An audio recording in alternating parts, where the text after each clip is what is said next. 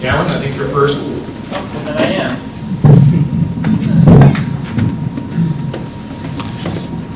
Hello, Mr. President, board members. My name is Cameron Johnson. I'm speaking on behalf of Bus Riders Unite, and I am speaking somewhat about our campaign for fair transfer because the two are still somewhat intertwined.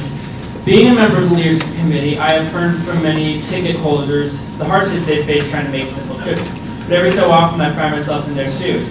Whenever I can afford it, I purchase a pass, but oftentimes I cannot. This results in my having to buy my own tickets from BRU, or ask for tickets from BRU. They don't make me buy them. Navigating the system is a difficult thing to do, especially on tickets. It's incredibly hard to make some one-way trips on the bus less than 2 hours. And as I mentioned before, there is a large handful of trips that, according to Travis' own data, take longer than 2 hours to complete. These could be large distances across the system, or even from close-by areas with inadequate frequency.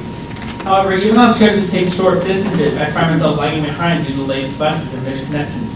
These are not only on frequent service lines that you're considering to improve, but on regular service lines in very busy areas with the activity that rivals frequent service according to Travis' own data, like the 28, 35, 71, and 76, 78. I often have to ride them, but they will not receive any boost in frequency. Other lines still that I must take will likely never be improved, such as the 22, 87, and 155. If I had a choice, I'd much rather improve any of those buses than my 4, which already runs frequently but is still late. However, you decided for me that I'd rather have frequent service, and because of that, I'm at the mercy of the system, and a bus coming late will ruin my connections to a non-frequent line and force me to pay more for no fault of my own. The other day, I found myself traveling across the system to Beaverton to pick up something from the library, use the computer, and run other errands in the area. However, it was not announced online that the Washington County Library system was closed until I got there, forcing me to take a massive detour to Lake Oswego. The Line 78, a normal service route, came 20 minutes late despite having just left the transit center. It's always been one of the latest routes in the system. Because of this, a 2-ticket day turned to a 3-ticket day, and I ran out the next day, forcing me to use my own spare cash to get around. Other system errors are hard to avoid. I arrived at Gateway to head toward Mall 205 from Portland, but a Line 19 arrived at the 15th stop with a damaged head sign that simply showed a 1. I boarded that bus and ended up going to the opposite direction I intended, causing me to backtrack and waste even more tickets to go to one place for faults out of my control. A fair transfer would function as a safeguard from the shortcomings of TriMet's system and their regular service routes, and the effects of the cuts and widths that making a completely different line slightly more frequent cannot do alone.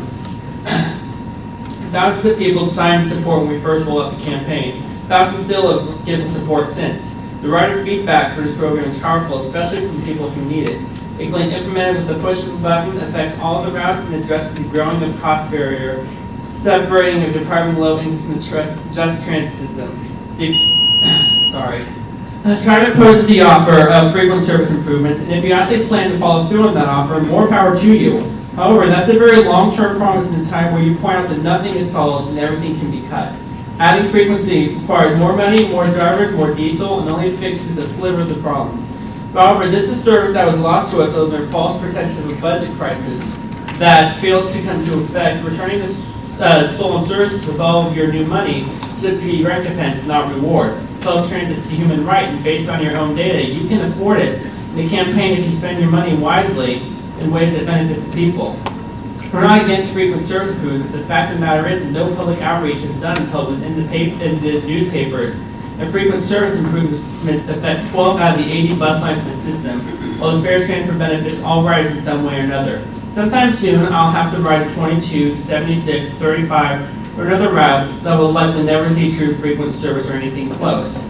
As necessary and deserved as they are, the improvements on frequent service lines won't help me when my 71's inevitably late. But having a safeguard to make up for the system's failures and not punish me for them will.